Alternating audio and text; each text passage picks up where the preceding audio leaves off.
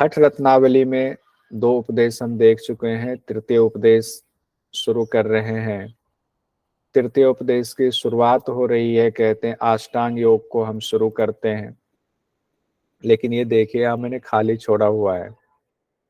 अष्टांग योग शब्द तो कहा गया है, लेकिन 8 अंग कौन से हैं ये चर्चा स्पष्ट रूप से नहीं लिखा हुआ है। इसीलिए परीक्षा की दृष्टि से अपनी तरफ से कोई कयास लगाना ठीक नहीं है, एग्जाम की दृष्टि से गलत हो जाएगा।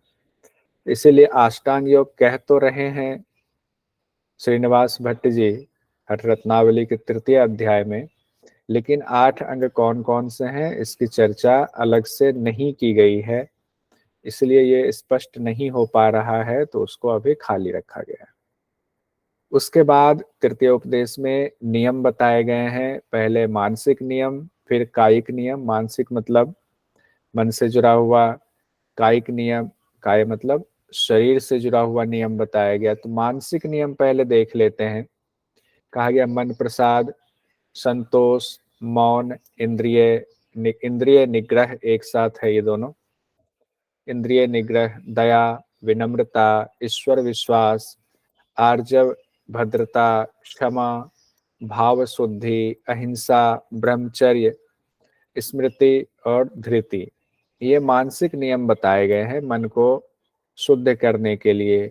उसके बाद शरीर की शुद्धि के लिए कायिक नियम बताए गए हैं, शारीरिक नियम बताए गए हैं, जिसमें कहा गया स्नान, शौच, संकल्प, सत्य, जप, तर्पण, तप, तितिक्षा, श्रद्धा पूर्वक नमस्कार, प्रदक्षिणा, व्रत, उपवास, प्रतिज्ञा का पालन। ये कायिक नियम बताए गए हैं। 2 से 3 बार इसको पढ़ लेंगे, पीडीएफ भी मैंने सेंड कर दिया हुआ है, तो आपको ध्यान में रहेगा। अब आते हैं जो सबसे महत्वपूर्ण है, वो आसन है। आसन से संबंधित कई क्वेश्चन आते हैं, और क्या क्या आते हैं वो नोट करते जाइएगा। पीडीएफ तो है ही, अलग से हमने कहा था आपको अलग से बनाने के लिए, सबका इंपॉर्टेंट आपका शॉर्ट नोट्स बन जाएगा खुद से। हठ रत्नावली के तृतीय उपदेश में कहा गया है हठ योग के प्रथम अंग आसन का अब मैं वर्णन करता हूं। इसके अभ्यास से रोग दूर होते हैं, स्थिरता आती है, शरीर में हल्कापन आता है। 3 चीजें कही गई हैं। रोग दूर होते हैं, स्थिरता आती है, शरीर में हल्कापन भी आता है। उसके बाद कहते हैं ऋषि वशिष्ठ और मत्स्येंद्र नाथ के बताए आसनों का मैं वर्णन करता हूँ, श्रीनिवास भट्ट जी कह रहे हैं। और हठ रत्नावली में 84 आसन का जिक्र है। ध्यान रखिए कितने आसन का जिक्र है, 84 आसन का जिक्र है। ये जो 84 आसन है, इसी में से एग्जाम में कई बार पूछ दिया जाता है क्वेश्चन कि 4 प्रकार के पद्मासन का जिक्र किस हठ ग्रंथ में किया गया है। तो 4 प्रकार के पद्मासन का जिक्र हठ रत्नावली में किया गया है। 6 प्रकार के मयूरासन का जिक्र कहाँ किया गया है, तो 6 प्रकार के मयूरासन हैं आपके हठ रत्नावली में। कौन कौन से, दंड, पार्श्व, सहज, बंध, पिंड और एक पाद। वैसे 4 प्रकार के जो पद्मासन है वो कौन से हैं, बंध, कर, संपुटित और शुद्ध, ये नाम दिया हुआ है। उसके बाद एक और जो इंपॉर्टेंट चीज इसमें है वो है कुक्कुटासन के 5 प्रकार बताए गए। तो ये 3 तो पहले नोट कर लीजिए। पूरे 84 आसन के नाम दिए गए हैं, पहले 3 लाइन नोट कर लीजिए। 4 प्रकार के पद्मासन, 6 प्रकार के मयूरासन, 5 प्रकार के कुक्कुटासन, लिख लीजिए इसको। इससे संबंधित क्वेश्चन आते हैं। और अलग से ये भी पद्मासन में लिख लीजिए बंध, कर, संपुटित और शुद्ध, क्या पता ये भी पूछ दे, तो अपनी तरफ से अलर्ट रहना चाहिए। बहुत ज्यादा याद करने की जरूरत नहीं है, बस ध्यान यहाँ रखेंगे आपको समझ में आएगा। बद्ध पद्मासन, कर पद्मासन, संपुटित पद्मासन, शुद्ध पद्मासन। 6 प्रकार के मयूरासन, दंड मयूरासन, पार्श्व मयूरासन, सहज मयूरासन, बंध मयूरासन, पिंड मयूरासन, एक पाद मयूरासन। ठीक है, इतना इंपॉर्टेंट था। अब देखिए उसके अलावे भी एक बार क्वेश्चन ये आया, यहाँ लिखा हुआ भैरव आसन। अब इसी को दे दिया भैरवासन किस ग्रंथ से संबंधित है, तो उसको इस तरह से लिखा हुआ था, हिंदी इंग्लिश में कई बार कंफ्यूजन हो जाती है। वो लग रहा था इसे भयखासन लिखा हुआ, भयखासन किससे संबंधित, वो बेसिकली भैरवासन था। तो सारे आसनों को हम लोग एक बार नाम पढ़ जाते हैं, आपको पता चलेगा कि कई नाम ऐसे हैं जो आपने शायद कभी सुना भी नहीं होगा। तो इसमें से कोई भी एक नाम उठा करके दे दिया जा सकता है। जैसे मान लीजिए इसमें से दे दे कि विधुनम आसन का जिक्र कहाँ पर किया गया है, विधुनम आसन का जिक्र। तो उटपटांग जहां भी होगा ना, जो आपने नहीं कभी सुना है, तो वो आप मान लो हठ रत्नावली में ही है। बाकी जहां तहां हम लोगों ने पढ़ा है तकरीबन आसन हमें नाम पहले सुना हुआ है, तो इनके सारे नाम सुन लीजिए। सिद्धासन, भद्रासन, वज्रासन, सिंहासन, शिल्पासन, शिल्प आसन भी है एक। 4 प्रकार के पद्मासन हो गए, 6 प्रकार के मयूरासन हो गए, भैरव आसन, काम दहन आसन, पणिपात्र आसन, कारमुक आसन, स्वास्तिक आसन, गोमुख आसन, वीरासन, मंडूकासन, मरकट आसन। तो इसमें से बहुत सारे नाम तो आप सुन चुके हैं, लेकिन जैसे भैरव आसन, काम दहन आसन, पणिपात्र आसन, ये सब नाम नहीं सुना होगा आपने। कारमुक आसन, उसके बाद है मत्स्येंद्र, ये तो नाम सुना है। पार्श्व मत्स्येंद्र ये अलग है, तो आपको हो सकता है यहाँ से एग्जामिनर दे दे कि एक क्वेश्चन चलो यहाँ से दे देते हैं। पार्श्व मत्स्येंद्र आसन का जिक्र कहाँ किया गया है, हठ रत्नावली में किया गया। मत्स्येंद्र आसन भी है और पार्श्व मत्स्येंद्र आसन भी है, बंध मत्स्येंद्र आसन भी है। ठीक है, तो मत्स्येंद्र आसन में भी 3 कैटेगरी दिया गया, हालांकि लिखा नहीं है श्लोक या मंत्र में कि 3 मत्स्येंद्र आसन है, लेकिन देखिए 3 यहाँ पर आपको मिल रहा है। कौन सा, मत्स्येंद्र आसन, पार्श्व मत्स्येंद्र आसन, बंध मत्स्येंद्र आसन। तो 3 तो ये भी हो गया, तो इसको भी नोट कर लीजिएगा, क्या पता यहाँ से भी क्वेश्चन निकल आए, कोई ठिकाना नहीं है। उसके बाद है निरालंबन आसन, चंद्राक्ष आसन, कांठव आसन, एक पादक आसन, फनिंद्र आसन, पश्चिमोत्तान आसन। पश्चिमोत्तान आसन में देखिए 2 नाम दिया हुआ है, एक पश्चिमोत्तान आसन, दूसरा है शयित पश्चिमोत्तान आसन। पश्चिमोत्तान आसन और शयित पश्चिमोत्तान आसन, तो पश्चिमोत्तान आसन के भी 2 प्रकार हो गए। उसके बाद है चित्रकर्णी, इसको विचित्रकर्णी भी कहा जाता है। एक जगह आपका आया था विचित्रकर्णी, या विचित्रकर्णी भी है, चित्रकर्णी भी, ऐसा तो नहीं है, एक सेकंड देख लेते हैं। हाँ, विचित्रकर्णी भी है और चित्रकर्णी भी है। चित्रकर्णी आसन, योग निद्रासन, विधुनम आसन, पादंडिन आसन, पादंडिन आसन, हंस आसन, नाभितल आसन, आकाश आसन, उत्पाद तल आसन, नाभि लसित पादासन, नाभि लसित पादासन, वृश्चिक आसन, चक्रासन, उत्फालक आसन, उत्न कुर्म आसन, कुर्म आसन, बद्ध कुर्म आसन। देखिए कुर्मासन के भी 3 यहाँ पर आ गए। उत्न कुर्म आसन, तो उत्तान कुर्म आसन हुआ, कुर्म आसन और बद्ध कुर्म आसन। उसके बाद है नार्जव आसन, कबंध आसन, गोरक्षासन, अंगुष्ठ मुष्टिक आसन, ब्रह्म प्रसादित आसन, और फिर कुक्कुटासन के 5 प्रकार बताए गए। उसके बाद है अर्धनारीश्वर आसन, बकासन, धरावहे आसन, चंद्रकांत आसन, सुधासार व्याघ्र आसन, राजासन, मथेंद्राणी आसन, सर्भासन आसन, रत्नासन आसन, चित्रपीठ आसन, बुद्ध पक्षीश्वरासन। देखिए कैसा नाम है, बुद्ध पक्षीश्वरासन, विचित्र करणी आसन, नलिल आसन, कांत शुद्ध पक्षी आसन, समुंदक आसन, चौरंगी आसन, क्रोंच दृढ़ासन, खगासन, ब्रह्म आसन, नागपीठ आसन और शवासन। तो आपने देखा किस तरह से इतने सारे आसन के नाम बताए गए, जिसमें से बहुत सारे आसन हमने पहली बार सुना है। तो इस वजह से ध्यान रखिएगा, जो पहली बार आसन सुना है, अगर उस आसन का नाम दे करके कह दे किस ग्रंथ से संबंधित है, तो हठ रत्नावली ग्रंथ आपने लगाना है। हठ रत्नावली मयूरासन के कितने प्रकार, 6, पद्मासन कितने प्रकार, 4, कुक्कुटासन के कितने प्रकार बताए गए हैं, 5, और हम लोगों ने देखा था कूर्मासन के भी ये 3 प्रकार बताए गए हैं। इसको भी नोट कर लीजिएगा, लिखा नहीं है मंत्र में, लेकिन ये 3 प्रकार आपको यहाँ दिखा। और एक आया था पश्चिमोत्तान आसन के 2 प्रकार बताए गए हैं, पश्चिमोत्तान आसन के 2 प्रकार हैं। और मत्स्येंद्र आसन के भी 3 प्रकार बताए गए हैं। लिखा नहीं है लेकिन अपने से नोट कर लीजिए, तो आप एग्जामिनर से ज्यादा तेज होंगे, आपका कोई भी क्वेश्चन नहीं छूट सकता है। इस 84 आसन में भी 10 प्रमुख आसनों की चर्चा की गई है। 84 में भी 10 प्रमुख आसन कौन कौन से हैं? स्वस्तिक आसन, गोमुख आसन, पद्मासन, वीरासन, सिद्धासन, मयूरासन, कुक्कुटासन, भद्रासन, सिंहासन और मुक्तासन। इस 10 में भी 4 आसन अत्यधिक महत्वपूर्ण बताए गए हैं। वही सिप और शिव वाला, यानी सिद्धासन, पद्मासन, सिंहासन, भद्रासन, ये चारों प्रमुख आपको हठ प्रदीपिका में भी बताए गए थे। और इन 4 में भी सिद्धासन को सबसे श्रेष्ठ आसन कहा गया है, ये भी नोट कर लीजिए। 84 में 10 प्रमुख, 10 में 4, 4 में 1 सिद्धासन। अब 4 आसन जो मेन है उसको देख लेते हैं, फिर हम लोग मयूरासन भी एक बार नजर मारेंगे। पहले सिद्धासन की चर्चा की गई है।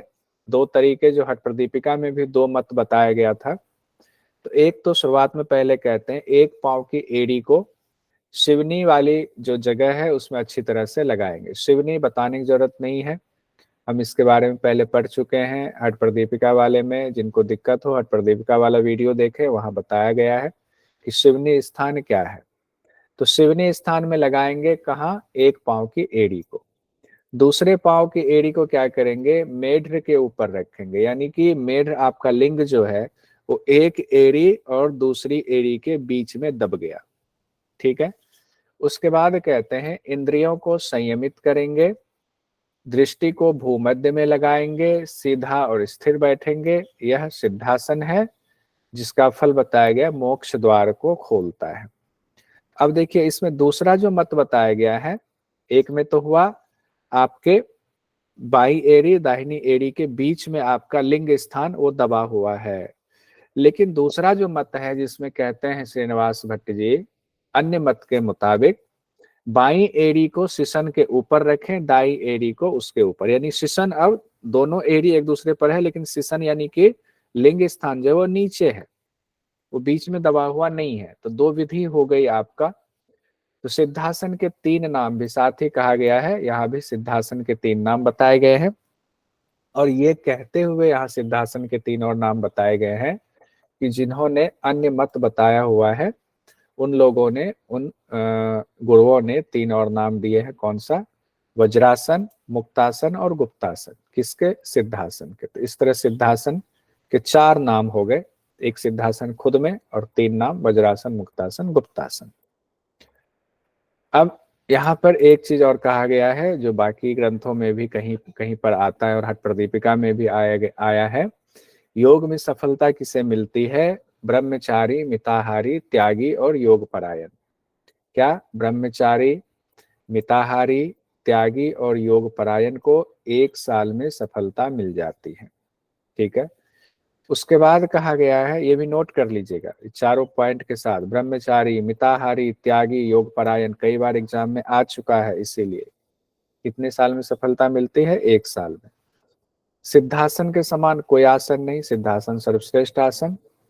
केवल के समान कोई कुंभक नहीं, ये हम लोग ऊपर भी पढ़ चुके थे। खेचरी के समान कोई मुद्रा नहीं, नाद के समान कोई लय नहीं। ये आप लोगों के लिए नया नहीं है, ये कई बार रिपीट हो चुका है। अब आते हैं भद्रासन में। भद्रासन के बारे में कहा गया, दोनों एड़ियों को अंडकोश के नीचे शिवनी के पार्श्व में रखेंगे, यानी शिवनी वाला स्थान जो लिंग और गुदा के बीच में स्थान होता है उसको शिवनी स्थान कहते हैं। पार्श्व का मतलब उसके किनारे, साइड में रखेंगे। दोनों पैरों को अच्छी तरह से पकड़ लेंगे स्थिर करके। हम लोग भद्रासन में क्या करते हैं? तितली की तरह मूवमेंट करते हैं, लेकिन हठ प्रदीपिका में भी या हठ रत्नावली में भी मूवमेंट की चर्चा नहीं है। स्थिर रखना है, स्थिर रख के उसके बाद हाथ से पकड़ के रोक के रखना है। मूवमेंट तो हम लोग व्यवहारिक तौर पर देते हैं कि मूवमेंट से पेल्विक फ्लोर मसल्स के लचीलापन आएगा, इसलिए हम लोग करते हैं, क्योंकि फाइनली उस स्टेज तक नहीं पहुंच सकते। तो जनरली जो शास्त्र में आसन बताए गए वो फाइनल आसन बताए गए हैं, उस तक पहुंचने की विधि तो गुरु बताते हैं। इसीलिए शायद भद्रासन में तितली की तरह उसको पंख चलाना पड़ता है दोनों पाँव को, ताकि उस आसन तक हम अच्छे से पहुंच पाए।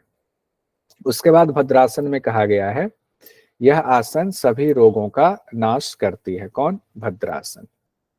उसके बाद आते हैं सिंहासन में। सिंहासन में भी आवाज करना है ऐसा नहीं लिखा हुआ है, और पाँव की स्थिति भी अलग तरीके से बताई गई है, वो देख लीजिए। दोनों पैरों को मोड़ करके दोनों एड़ियों को शिवनी के दोनों ओर लगाएंगे। यहाँ तक सिंपल है, लेकिन क्या कहा गया है, बाईं एड़ी को दाहिने पार्श्व में लगाएंगे और दाईं एड़ी को बाएं पार्श्व में लगाएंगे। कैसे? पहले ये स्थिति समझ लीजिए। जैसे यहाँ पर हमने पलट करके भी एक पिक्चर आपके सामने रखा हुआ है, देखिए। यानी कि ये अलग अलग, दाहिनी एड़ी जो है बाएं पार्श्व में लगा हुआ है बाएं किनारे में, और बाईं एड़ी जो है वो दाहिने किनारे पर लगा हुआ है। इस तरह से स्थिति को बताया गया है कि उल्टा करके पांव को रखेंगे। फिर क्या कहते हैं, दोनों हथेलियों को दोनों पैरों के घुटने पर रखेंगे। दोनों हथेलियों को खोल करके दोनों पांव के घुटने पर रख देंगे। सभी उंगलियों को फैला देंगे, उंगलियां फैली हुई होनी चाहिए। मुंह को पूरा खोलेंगे, मुंह पूरा खोल लिया हुआ है। ये नहीं कहा गया जीभ निकालना है या नहीं निकालना है, इसके बारे में निर्देश नहीं है, इसीलिए हमने नहीं निकाला है जीभ। सिर्फ कहा गया मुंह को खोलेंगे और दृष्टि कहाँ रखेंगे? नासिका के अग्रभाग पर रखेंगे। आवाज करना है नहीं करना है, इस बारे में भी कोई निर्देश पुस्तक में नहीं दिया गया, लेकिन व्यवहारिक तौर पर हम जैसे अभ्यास करते हैं सब लोग वैसे ही अपना अभ्यास करें। शास्त्रवगत जो चीजें लिखी उसको परीक्षा की दृष्टि से रखें। उसके बाद कहा गया सिंहासन तीनों बंधों के अभ्यास को सहज बना देता है। मूलबंध, उद्यान बंध और जालंधर बंध के अभ्यास को सहज बना देता है। चौथा जो प्रमुख आसन बताया गया है वो है पद्मासन। पद्मासन में कहते हैं दाएं पैर को मोड़कर बाईं जंघा के ऊपर रखें और बाएं पैर को मोड़कर दाईं जंघा के ऊपर रखें। दोनों हाथों को कमर के पीछे ले जाते हुए बाएं हाथ से दाहिने पैर के अंगूठे को और दाएं हाथ से बाएं पैर के अंगूठे को पकड़े, यानी बद्ध पद्मासन लगाने की बात की गई है। तो पद्मासन कहा गया वो क्या कहा गया है? बद्ध पद्मासन वाली। उसके बाद कहा गया बद्ध पद्मासन लगाए, जालंधर बंध लगाए, यानी ठुड्डी को हृदय प्रदेश में लगाए, और नासिका कहाँ रखेंगे? दृष्टि कहाँ रखेंगे? नासिका के अग्रभाग पर रखेंगे। यही पद्मासन है, और क्या लाभ है? सभी रोगों को नष्ट करने वाला है। अब देखिए यहाँ दो चीजें और दी गई है। याज्ञवल्क्य के मुताबिक और दत्तात्रेय ऋषि के मुताबिक पद्मासन की विधि भी लिखी है। कहते हैं याज्ञवल्क्य के मुताबिक दोनों पैरों को मोड़कर दोनों जंघाओं पर रखें, दोनों हाथों को कमर के पीछे ले जाते हुए दोनों पैर के अंगूठों को पकड़े, यह पद्मासन है, सो सभी द्वारा पूजित। वही बात है, अंतर बस इतना है, पहले जो बताया गया उसमें साफ कहा गया कि दाहिने वाला रखना, उसमें कौन सा पांव रखना है इसका निर्देश है। दाएं पांव को मोड़कर बाईं जंघा पर, बाएं को मोड़कर दाईं जंघा पर, तो यही हुआ, दोनों एक दूसरे पर रखा गया। यहाँ पर ये ना लिख करके दोनों पैरों को मोड़कर दोनों जंघाओं पर रखें, तो बात एक ही है। बस उसमें अगर उसको और डिस्क्राइब करें तो उसमें है कि दाहिनी जंघा को पहले बाईं पर रखेंगे, फिर बाईं पर दाहिने को रखेंगे। ठीक है, यहाँ भी बद्ध पद्मासन की चर्चा है। ये बद्ध पद्मासन सभी द्वारा पूजित है, लेकिन इसको पद्मासन नाम से ही लिखा गया है। उसके बाद दत्तात्रेय जी के हवाले से लिखा गया है कि दोनों पैरों को मोड़कर दोनों जंघाओं पर रखें, वही चीज जो याज्ञवल्क्य ऋषि के हवाले से लिखा गया है। दोनों हथेलियों को ऊपर, यहाँ थोड़ा सा चेंज है, कहते दोनों हथेलियों को ऊपर कर दोनों जंघाओं के बीच में रखेंगे, यानी कि अब हथेली पीछे से पकड़ना नहीं है, दोनों जंघाओं के ऊपर हथेली को रख दिया, और दृष्टि नासिकाग्र रखना, यानी यहाँ बद्ध पद्मासन की चर्चा नहीं है। नासिका पर दृष्टि रखेंगे, लेकिन जिह्वा को कहा गया तालू पर लगाएंगे, जिह्वा को ऊपर करके लगाना है। जालंधर बंद लगाना है, प्राण को धीरे धीरे ऊपर उठाना है, अपान को प्राण से मिलाना। यहाँ प्राण और अपान की एकता कराने की बात कही जा रही है। उसके बाद कहते हैं पद्मासन में बैठकर योगी को दोनों नासिका से पूरक करके कुंभक लगाना चाहिए, इससे मोक्ष की प्राप्ति होती। सिर्फ पद्मासन नहीं लगाना है, उसमें अभ्यास भी करना है। क्या करना है? दोनों नासिका से श्वास भर के फिर कुंभक लगाना है, और इससे क्या होता है, कहते हैं मोक्ष की प्राप्ति होती है। पद्मासन के बारे में भी, वैसे हम लोग सिद्धासन के बारे में पढ़ा, मोक्ष की प्राप्ति होती है, और हम लोगों ने पद्मासन के बारे में पढ़ा, सभी रोगों को नष्ट करने वाला। लेकिन आत्रेय ऋषि के हवाले से लिखते हैं तो यहाँ कहते हैं पद्मासन भी मोक्ष की प्राप्ति कराता है। और इतना ही नहीं, पद्मासन से अतुलनीय ज्ञान की प्राप्ति होती है, दत्तात्रेय ऋषि के हवाले से लिखा गया है। दो चीजें लिख सकते हैं आप कि मोक्ष की बात भी कही गई पद्मासन में, लेकिन किनके हवाले से, दत्तात्रेय ऋषि के हवाले से। अब मयूरासन में आते हैं। सारे आसनों को हम नहीं पढ़ेंगे, लेकिन मयूरासन को पढ़ लेते हैं। मयूरासन वैसे ही बताया गया जैसे हम लोग करते हैं। दोनों हथेलियों को भूमि पर अच्छी तरह रखेंगे, दोनों कोहनियों को नाभि के दोनों ओर लगाएंगे, दंड के समान शरीर को ऊपर, खे कहा गया, खे में उठाने, खे मतलब आकाश में उठाएंगे। इसका मयूर पीठ कहा गया है। आसन की जगह पीठ का इस्तेमाल किया गया शब्द का। यहाँ पर दिखाता हूं, ये है।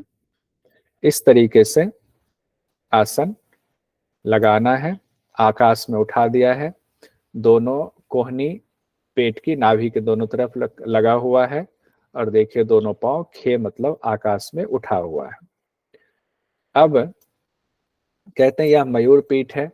फल क्या बताया गया, यह शीघ्र समस्त रोगों का नाश करता है, गुल्म और उदर के रोग दूर करता है। गुल्मोदर रोग क्या है, गुल्म यानी वायु का गोला बनना, पेट के रोग दूर करता है। जठराग्नि को प्रदीप्त करता है। इसमें जठराग्नि शब्द ही कहा गया है, इसमें देहानल विवर्धन नहीं कह के जठराग्नि शब्द ही इस्तेमाल किया गया।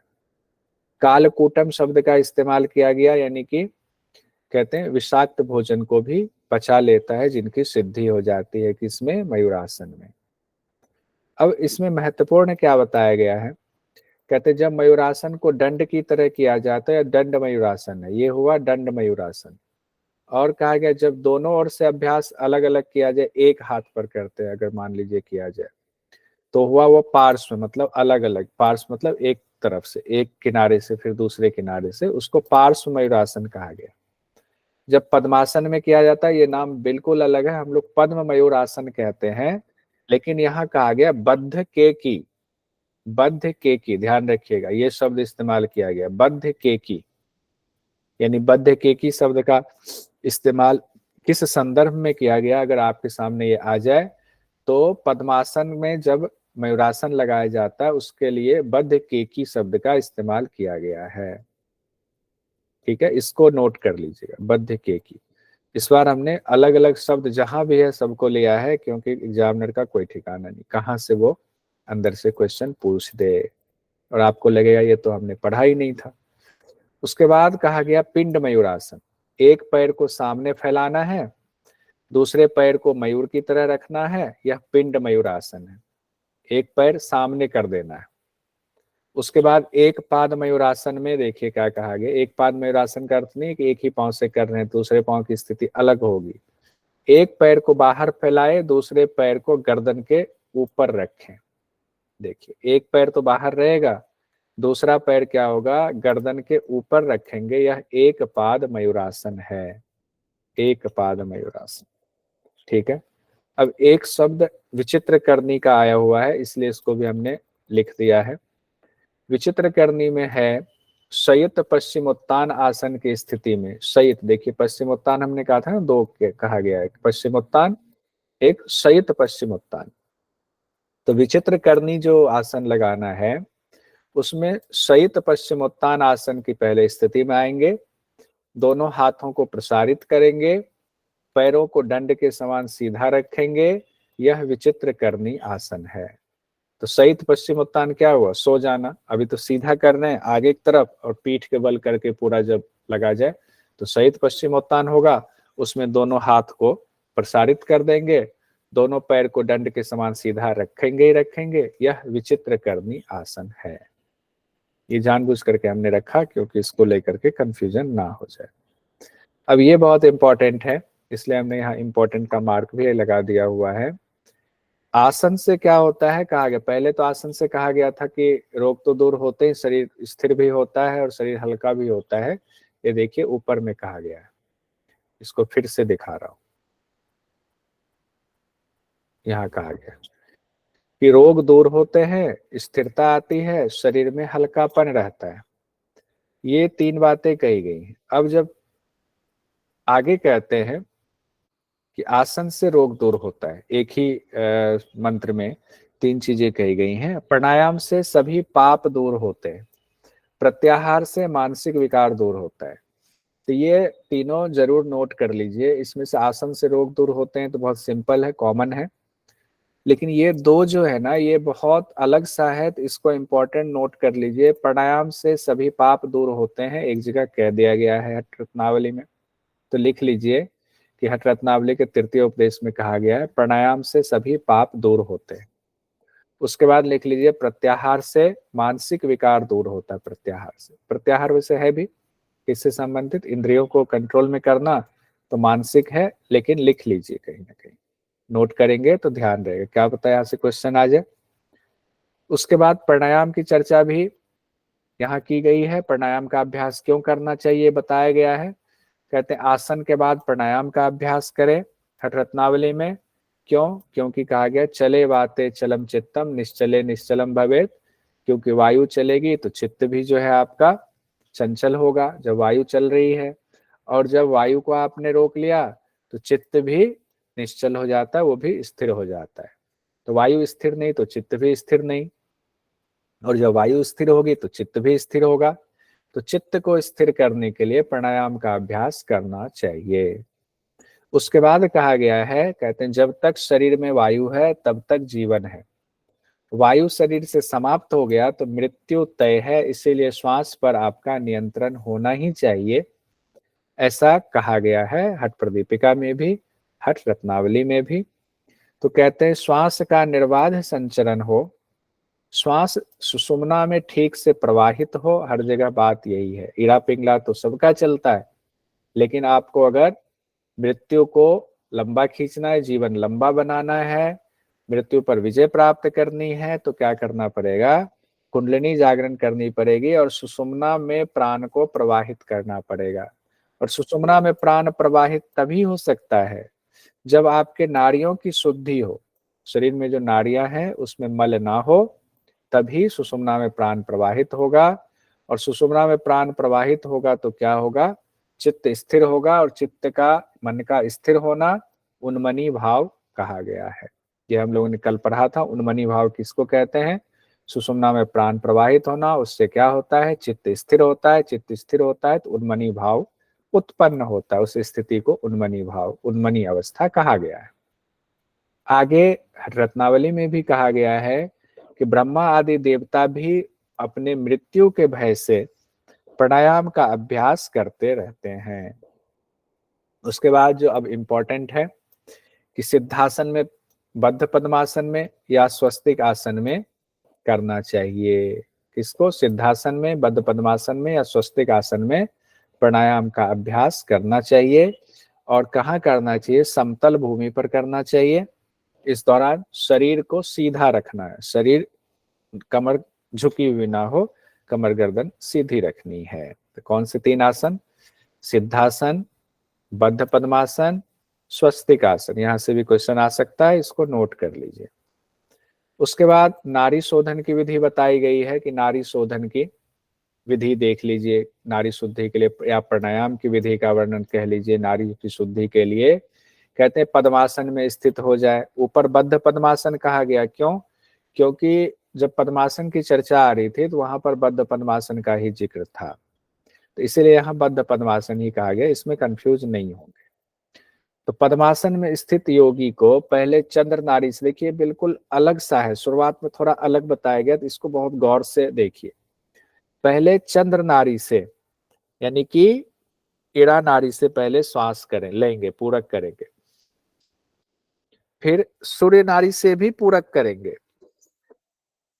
यानी चंद्र नाड़ी से भी पूरक किया, सूर्य नाड़ी से भी पूरक किया। लेकिन यहाँ साफ साफ लिखा है कि पहले चंद्र नाड़ी से पूरक करना है, फिर सूर्य नाड़ी से भी पूरक करना है, और पूरा पेट भर लेना है। अब उसके बाद कुंभक लगाना है विधिवत। कुंभक लगाने के बाद अब छोड़ेंगे कैसे श्वास, क्योंकि हमने एक बार चंद्र से लिया, एक बार सूर्य से लिया, तो कहते हैं छोड़ेंगे चंद्र से। यानी इड़ा से श्वास को बाहर निकालेंगे। रेचक करेंगे किससे? चंद्र नाड़ी से। अब कहते हैं चंद्र नाड़ी से आपने रेचक किया, फिर चंद्र नाड़ी से ही पूरक कीजिए, कुंभक कीजिए, सूर्य नाड़ी से निकाल दीजिए। फिर सूर्य नाड़ी से ही पूरक कीजिए, कुंभक कीजिए, चंद्र नाड़ी से निकाल दीजिए। और इस तरह से अब प्रक्रिया करते जाइए। जिससे निकाल रहे हैं उससे लीजिए, दूसरे से छोड़िए, फिर जिससे छोड़ा उससे लीजिए, पहले से छोड़िए। लेकिन शुरुआत में जो कहा गया ना, पहले चंद्र नाड़ी से पूरक फिर सूर्य नाड़ी से पूरक, ये अलग कहा गया है। इसको ध्यान में रखिए, या तो कहीं नोट कर लीजिए, नोट्स में तो है ही, खुद से नोट करेंगे पढ़ने में आसानी होगी। इसका निरंतर अभ्यास बताया गया है। कितनी बार अभ्यास करना है? तो कहते हैं 80 की संख्या तक। शुरुआत में धीरे धीरे करेंगे, अचानक से 80 नहीं ले जाएंगे।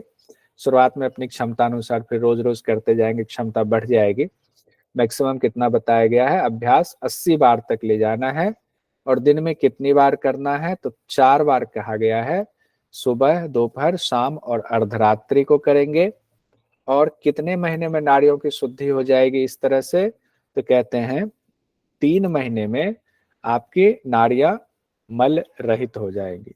यानी कि आपकी नाड़ियों की शुद्धि 3 महीने में हो जाएगी। हठ रत्नावली में भी है, हठ प्रदीपिका में भी कहा गया है। जब आप ये अभ्यास करते हैं तो क्या होता है? प्रथम स्थिति जो होती है, शुरुआती स्थिति, शरीर में ताप उत्पन्न होता है और उससे पसीना आता है। मध्यम स्थिति कब समझेंगे? जब शरीर में कंपन होने लगती है। कई जगहों पर व्याख्या में कहा गया मेरुदंड में कंपन होने लगती है। उत्तम स्थिति कब समझेंगे? जब कहा गया है कि प्राण ऊपर उठने लग जाए, या कई जगहों पर व्याख्या में कहा गया है योगी का शरीर ऊपर उठने लगता है, जमीन छोड़ने लगता है। तो व्याख्या को भी ध्यान में रखेंगे इस मामले में। और एग्जाम में जो आए, अगर प्राण सुषुम्ना में उठ रहा है तो ठीक, योगी ऊपर उठ रहा है तो भी ठीक, कोई दिक्कत नहीं, कोई एक ही चीज होगी तो निश्चिंत रहे। उसके बाद कहा गया है प्राणायाम के दौरान जो पसीना आता है तो क्या करें उसका? कहते हैं उसका शरीर पे ही मर्दन करना है, शरीर पे उसकी मालिश कर लेनी है। उसका भी इंपॉर्टेंस है। क्या है कि अगर ऐसा करते हैं तो शरीर में दृढ़ता और हल्कापन आता है, नहीं करने पर शरीर कमजोर होने लगता है, ध्यान रखिएगा। उसके बाद कहा गया प्राणायाम का अभ्यास कैसे करना। जैसे कि अभी बात हुई 80 बार करना है, तो क्या पहले ही दिन 80 बार की कोशिश करें? कहते हैं नहीं। जिस तरह से सिंह को, हाथी को, बाघ को, जो जंगली जानवर होता है बहुत खतरनाक खूंखार होता है, जिस तरह से इनको धीरे धीरे वश में किया जाता है, उसी तरह प्राण को भी धीरे धीरे वश में करना चाहिए। अचानक से प्राण को वश में करेंगे तो गड़बड़ हो जाएगा। जैसे अचानक से हाथी, सिंह, बाघ को अचानक से कंट्रोल में करेंगे तो गुस्सा करके आपको ही नुकसान पहुंचा देगा। तो कहते हैं कि अगर शीघ्रता से अभ्यास करते हैं, जल्दी से, और गलत अभ्यास करते हैं तो वही रोग बताया गया जो हठ प्रदीपिका में। कौन सा? हिचकी, श्वास, कास, सिर, कान, आंख में पीड़ा उत्पन्न होती है। ये रोग होते हैं। कौन से? हिचकी, श्वास, कास, सिर, कान और आंख की बीमारी हो जाएगी। इसलिए प्राणायाम को उटपटांग तरीके से नहीं करना है। उसके बाद कहते हैं जब नाड़ियों की शुद्धि हो जाती है तो शरीर पतला हो जाता है, कांतिमय हो जाता है। साधक श्वास को अपने मन मुताबिक रोक सकता है। जठरा दीप्त होती है, नाद उत्पन्न होने लगता है और आरोग्यता आती है।